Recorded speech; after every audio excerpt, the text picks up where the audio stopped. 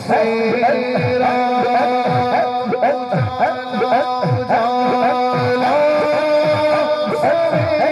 سویرا حلیمہ کو پہنچی خبر آمنہ کی حلیمہ کو پہنچی خبر آمنہ کی میرے گھر میں حضور آ گئے حضور آ گئے حضور آ گئے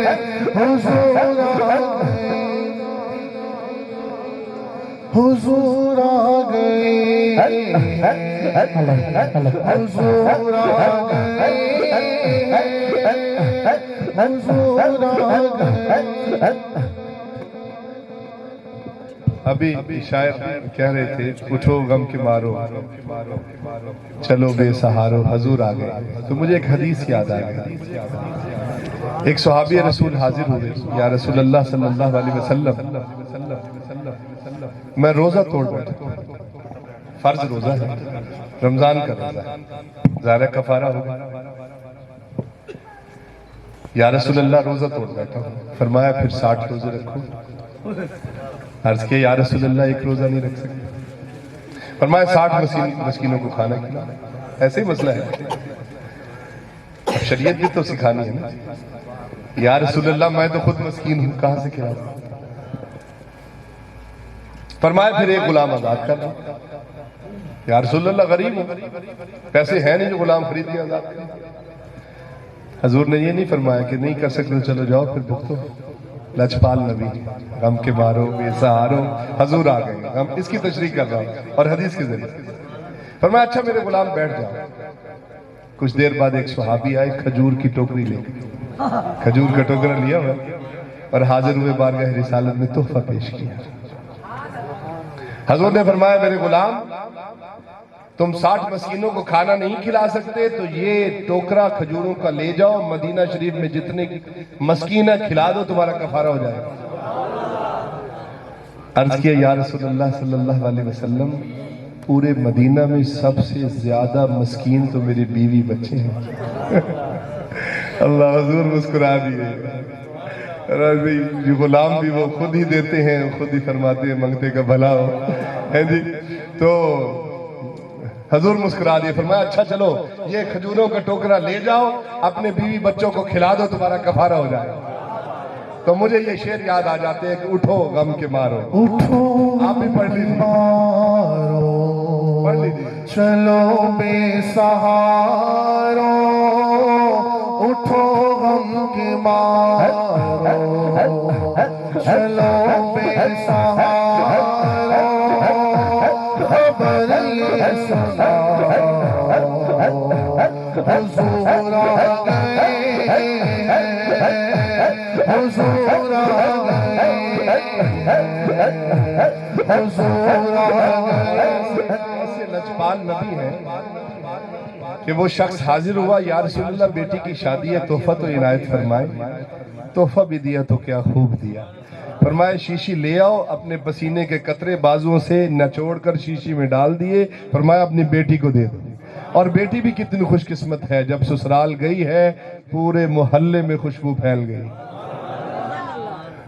اور اس گھر کا نام بھی بیت المطیبین رکھ دیا گیا حدیث شریف میں آتا ہے یہ خوشبوؤں والا گھر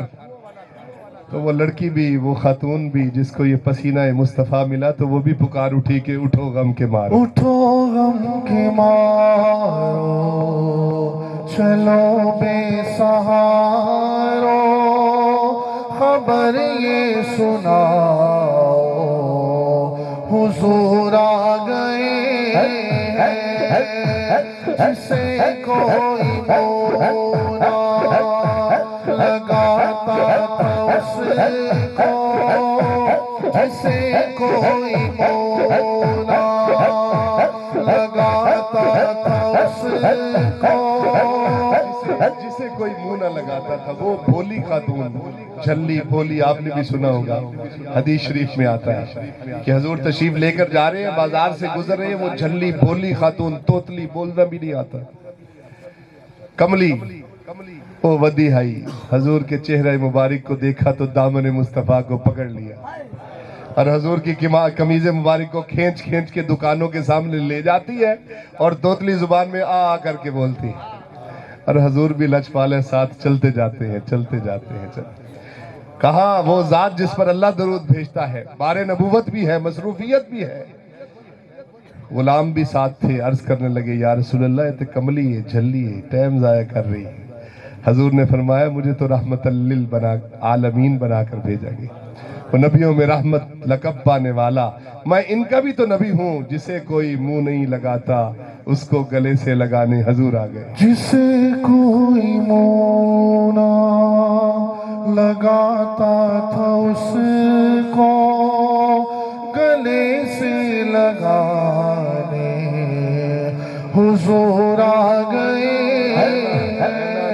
اینا لوگا تو چنگی تو ہرنی ہے، حدیث شریف میں آتا ہے وہ ہرنی ہے،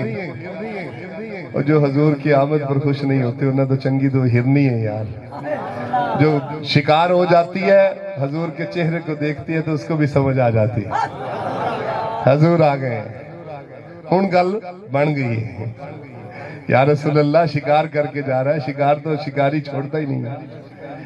آقا آپ فرمائیں تو پھر بچوں کو دودھ پلا کے آؤں۔ حضور نے فرمایا چھوڑ دو، دودھ پلا کر آتے پھر بھی آزاد کر دیا۔ تو میں چشم تخیل میں سوچوں تو وہ ہرنی بھی کہہ رہی ہوگی